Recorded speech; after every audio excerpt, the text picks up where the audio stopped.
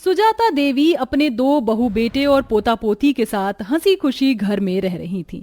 लेकिन अब उनकी खुशियों को नजर लग जाती है और नजर लगने वाली कोई और नहीं बल्कि घमंडी जेठानी अनिका होती है। अपने देवर की शादी के बाद उसे गरीब देवरानी बिल्कुल नहीं सुहाती थी। इस वजह से वह उखड़ी उखड़ी रहती थी और देवर का काम भी इतना अच्छा नहीं चलता था, जिस वजह से घर की सारी जिम्मेदारी बड़े बेटे केशव के कंधे पर थी। एक दिन बहुत ज्यादा बारिश हो रही थी। ओह माय गॉड, कितनी ज्यादा बारिश हो रही है और खिड़की से बारिश का सारा पानी यहाँ आ गया है। अब मैं तो पोछा नहीं लगा सकती, इसी गंवार को बुलाना पड़ेगा। रीवा, रीवा इधर आओ। जी दीदी। दीदी की बच्ची, यहाँ से सफाई कर दो, दिखाई नहीं दे रहा, घर में पानी आ रहा है।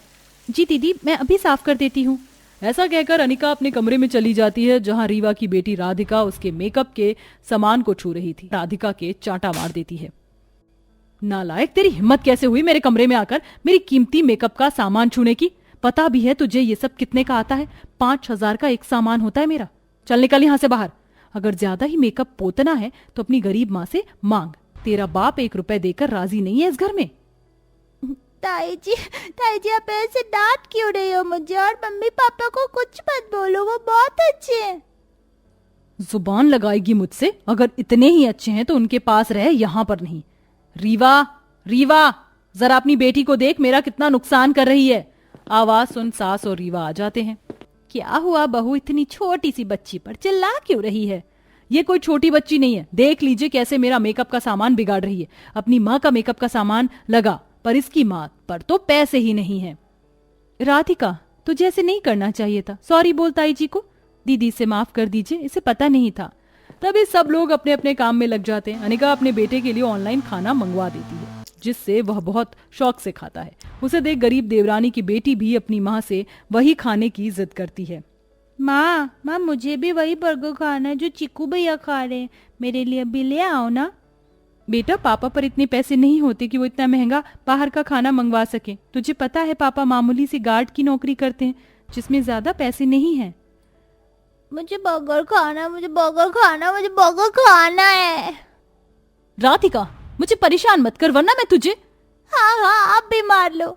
गुस्से में राधिका वहां से चली जाती है और बॉल के साथ दीवार पर फेंक कर खेलने लगती है। इतने में वो बॉल तेजी से एलईडी टीवी पर लगती है और एलईडी टीवी टूट जाता है। ये देख अनिका को बहुत गुस्सा आता है। बदतमीज, तूने मेरा इतना महंगा एलईडी टीवी तोड़ दिया।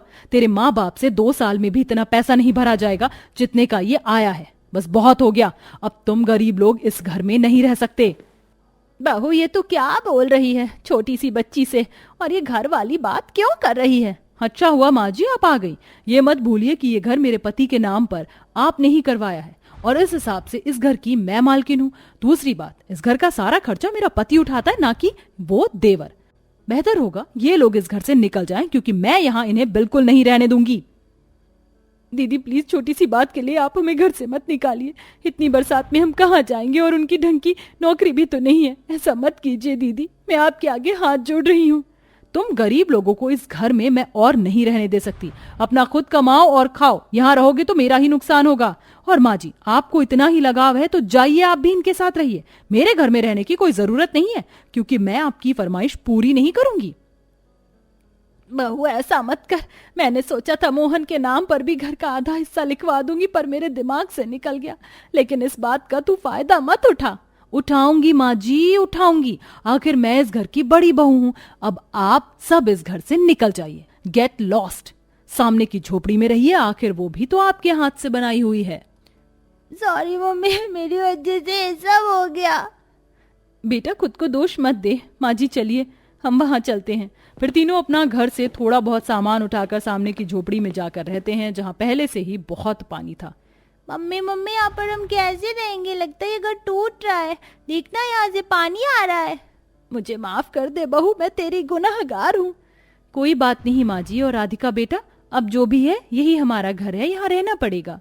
फिलहाल हल्की फुल्की बारिश हो रही होती है, जिससे घर में कम पानी की बूंदें टपकती हैं। फिर दादी पोती वहां से थोड़ी सफाई कर लेते हैं और रीवा मिट्टी का चूल्हा बना देती है और अपने 40-50 रुपए से सर पर बोरी ओढ़कर दुकान से राशन लाकर खाना बना देती है। इतने में मोहन भी आ जाता है। माँ, रीवा, ये सब क्या है? मैं घर में गया था तो भाभी बहुत गलत तरीके से मुझसे बात कर रही थी। उन्होंने हमें घर से बाहर निकाल दिया। हाँ बेटा, बारिश में हमें इसी झोपड़ी में रहना पड़ेगा। अच्छा, कोई बात नहीं, हम रह लेंगे। जैसे ही सब लोग खाना खाने लगते हैं तो छत से तेजी से पानी टपकने लगता है। अरे प्लेट में पानी क्यों आ रहा है? पापा, ये घर टूट रहा है, ऐसे तो हमारा घर पानी वाला बन जाएगा। कोई बात नहीं, कल मैं जुगाड़ करने की कोशिश करूंगी। फिलहाल आप सब साइड में होकर खाना खा लीजिए, मैं यहाँ बर्तन रख देती हूँ। रीवा खाने से उठकर पहले घर में जगह जगह बर्तन लगा देती है जिसमें पानी इकट्ठा हो जाता है, और फिर वो जैसे जैसे खाना खाकर सो जाते हैं वहीं अमीर बहू बारिश के आने पर अपने बेटे के साथ चाय पकौड़े खाती है और बालकनी में बैठकर मजे करती है। वाह मम्मा, यह खाकर बारिश देखने में बहुत मजा आ रहा है। हाँ मेरा बच्चा, अब तो रोज बारिश आएगी, हम कुछ ना कुछ यहाँ बैठकर खाएंगे, ठीक है? हाँ माँ, मैं थोड़े से पकौड़े अपनी बहन को दे आऊं? कोई जरूरत नहीं है अपनी गरीब बहन को ये देने की, वो इसी लायक है। ये सब रीवा खिड़की से सुन लेती है। कोई बात नहीं, हम इसमें भी खुश हैं। अगले दिन बहू किसी तरह दुकान वाले से बोरी लाकर हाथ से सिलकर छत के ऊपर बारिश में भी तिरपाल लगा रही होती है। वहीं अमीर बहू और उसका बेटा बारिश में मजे कर रहे होते हैं। बेटा अच्छे से पकड़ कर रख, बस बनने वाला है। हाँ माँ, मैंने अच्छी से पकड़ा है। बेचारे गरीब लोग कैसे रह रहे हैं ना। वैसे तो तुम लोग इसी के लायक हो। अगर आज देवर जी कमा रहे होते तो माँ बेटी की ये हालत ना होती। तुम्हारी वजह से माँ जी भी पिस रही हैं।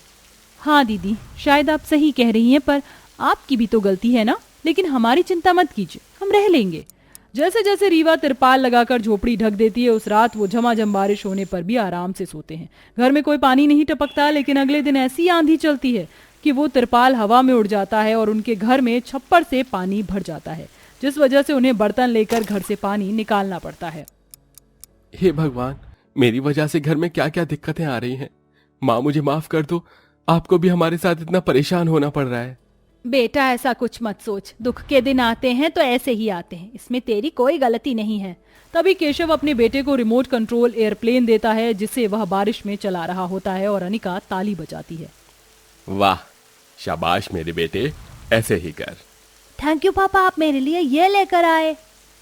बेटा तुम्हारे पापा बहुत अमीर हैं, वो तुम्हारे लिए कुछ भी कर सकते हैं। भाई, आप हमें परेशानी में देख रहे हैं, कुछ नहीं तो माँ के लिए ही थोड़े पैसे दे दो जिससे घर की मरम्मत करवा लें। देखो मोहन, मैं तुम्हारी पहले ही बहुत मदद कर चुका हूँ। अगर तुम मुझसे पैसे मांगने लगे तो तुम मेरे पैसे लौटा नहीं पाओगे, और तुम्हारा काम इतना अच्छा नहीं चल रहा है कि मैं तुम्हें और पैसे दे दूं। इसलिए अब तुम्हें खुद ही कुछ करना होगा। अगर मैं गरीब लोगों को ऐसे ही पैसे लौटाता रहा तो मैं तो कंगाल हो जाऊंगा ना। वाह बेटा, बहुत बढ़िया, इसलिए तो मैंने तुझे पाल पोस कर बड़ा किया था। आज तो अपनों ने ही अपनों का साथ छोड़ दिया। माँ जी प्लीज चुप रहिए, चलो अंदर। अब इन लोगों की मनहूस शक्ल और नहीं देखी जाती। वो दोनों पति पत्नी घर के अंदर जाकर एसी ऑन करते हैं कि अनिका को बहुत जोर का करंट लगता है। उसे बचाने के लिए केशव जाता है तो वो भी बिजली के लपेटे में आ जाता है। जोर से आवाज सुनकर रीवा और मोहन घबरा जाते हैं और तुरंत घर के अंदर उन्हें देखने जाते हैं। हे भगवान, करंट लग गया। मोहन जी, घर के अंदर सूखी लकड़ी पड़ी है, लेकर आइए। हाँ माँ, आप यहाँ से चीकू और राधिका को ले जाओ। हाँ बेटा, उन्हें जल्दी से बचा बेटा। मोहन डंडा ले आता है और उनके घर का मेन स्विच ऑफ कर देता है। इसके बाद दोनों गरीब पति पत्नी और अमीर घमंडी भैया भाभी को एक ठेले के सहारे बारिश में अस्पताल में लेकर पहुंचते हैं, जहां डॉक्टर उनका इलाज करते हैं। कुछ देर बाद उन्हें होश आ जाता है। आप दोनों ने बहुत अच्छा किया जो इन दोनों को जल्दी ले आए, वरना बारिश के मौसम में हर कोई इतनी जल्दी नहीं ला पाता और उनकी जान भी जा सकती थी। आप कौन हैं इनके?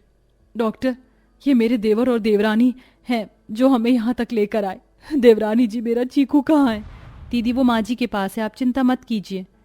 रीवा, मोहन, हम दोनों को माफ कर दो। अगर आज तुम दोनों नहीं होते तो शायद हमारा चीकू अनाथ हो जाता।